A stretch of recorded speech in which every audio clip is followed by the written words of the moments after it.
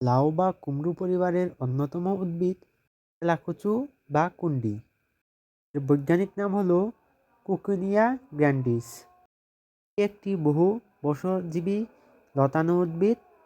তেলাকুচা মূলত একটি ঔষধি উদ্ভিদ।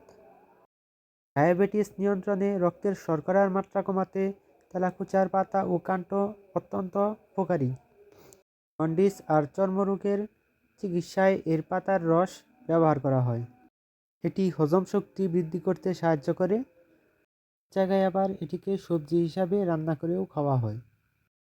তবে এটি ওষুধ হিসাবে ব্যবহারের পূর্বে অবশ্যই একজন ভেষজ চিকিৎসকের পরামর্শ নিয়ে তবে ব্যবহার করবেন। তেলাকুচার ফল যখন টকটকে লাল হয় তখন এগুলো খেতে এমনিতেই মিষ্টি লাগে। তবে বন্য তেলাকুচা অনেক সময় তেতো হতে পারে। এই লাল টকটকে পাকা ফলটি পাখিদের কাছে অনেক প্রিয়।